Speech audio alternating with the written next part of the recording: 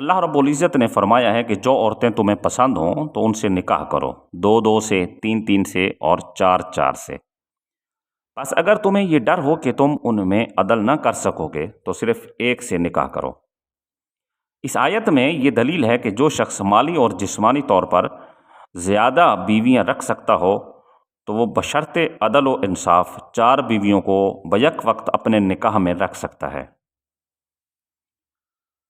امام ترمذی علیہ الرحمہ حضرت عبداللہ بن عمر رضی اللہ تعالیٰ عنہ سے روایت کرتے ہیں کہ غیلان بن سلمہ ثقفی جب اسلام لائے تو ان کے زمانہ جاہلیت میں 10 بیویاں تھیں، وہ بھی ان کے ساتھ مسلمان ہو گئیں، تو ان کو نبی کریم صلی اللہ علیہ وسلم نے حکم دیا کہ وہ ان میں سے 4 کو رکھ لیں۔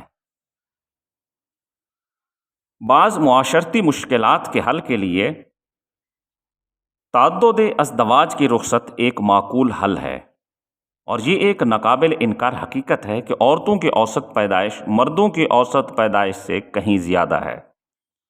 تو سوال یہ ہے کہ جو عورتیں مردوں کی اوسط سے زیادہ ہیں، تو اگر مردوں کو صرف ایک شادی کرنا ہو تو پھر جو عورتیں نکاح سے بچ جائیں گی ان کے لیے کیا طریقہ تجویز کیا جائے گا؟ اور اس کا حل صرف تعدد ازدواج سے ہی ہو سکتا ہے۔ سید الانبیاء صلی اللہ علیہ وآلہ وسلم نے 15 نکاح فرمائے اور 13 رخصتیاں ہوئیں۔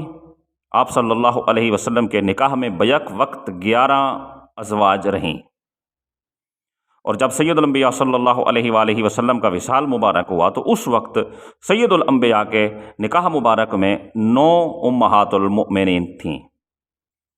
بیک وقت 4 سے زائد ازواج رکھنا صرف سید الانبیاء صلی اللہ علیہ وآلہ وسلم کا خاصہ ہے۔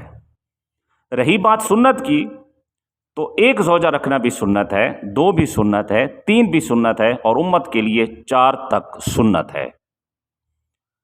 صحیح بخاری کی حدیث ہے، حضرت سعید بن جبیر رضی اللہ تعالیٰ عنہ بیان کرتے ہیں کہ مجھ سے حضرت عبداللہ بن عباس رضی اللہ تعالیٰ عنہ نے دریافت فرمایا، کیا تم نے شادی کر لی ہے؟